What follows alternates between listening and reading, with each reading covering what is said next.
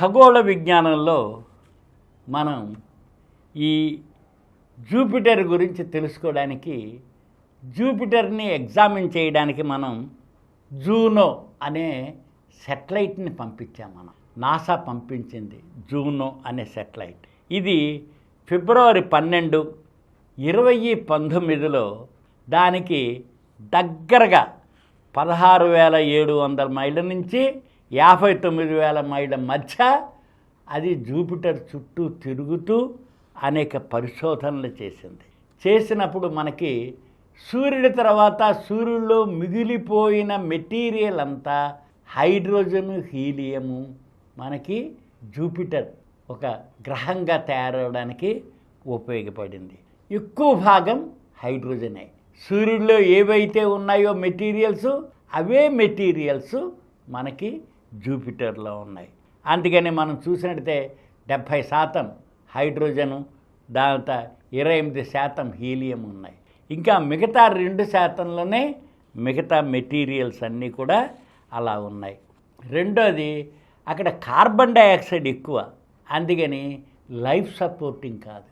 ఇవి gas Giants, gas తోటే form అయినాయి. అందుకని ఏదైనా ఒక సెటిలైటు మన వీటి మీద దింపినట్టుగా, మార్స్ మీద దింపినట్టుగా, చంద్రమండలం మీద దింపినట్టుగా దింపడానికి ఆస్కారం లేదు. ఎందుకని? అదంతా అట్మాస్ఫియరే, గ్యాస్.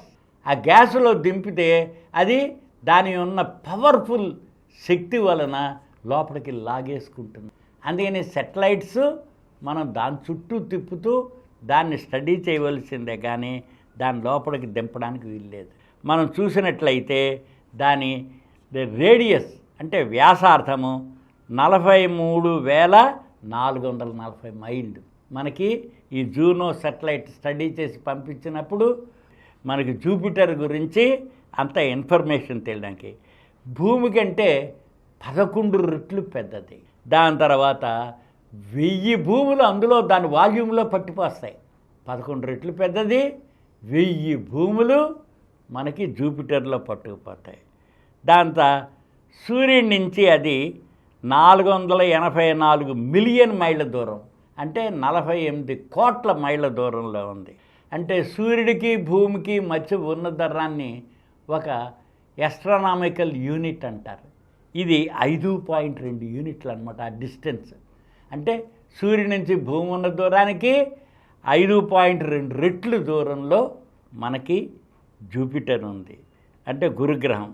సూర్యుడి నుంచి వెలుతురు గురుగ్రహం చేరడానికి 43 నిమిషాలు, మన భూమిని జరగడానికి 8 నిమిషాలు. అందుకని 8 నిమిషాలేమో సూర్యుడి నుంచి వెలుతురు మన భూమికి వస్తుంది, 43 నిమిషాలు సూర్యుడి నుంచి. అంటే మనం ఏదైనా కమ్యూనికేషన్ పంపించాలంటే మనం 43 నిమిషాలు వెయిట్ చేయాలి. అక్కడి నుంచి లేజర్ బీమ్ కానీ ఏదైనా మళ్ళీ తిరిగి మనకి చేరాలంటే మరొక 43 నిమిషాలు, అంటే సుమారుగా ఒక 90 నిమిషాలు, గంటన్నర పడుతుందన్నమాట మనకి వాటిల్లో. దాని తర్వాత చాలా స్పీడ్గా తిరుగుతుంది అది. తన చుట్టూ తాను 9.9 గంటల్లో తిరిగేస్తుంది, 10 గంటల్లో తిరిగేస్తుంది అనమాట సుమారుగా. 9.9 అంటే 10 మన ఎర్త్ అవర్లో చూసినట్లు అలాగా అదొకటి.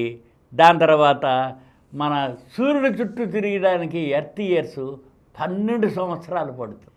అంటే 12 సంవత్సరాలు లేకపోతే 4,333 రోజులు.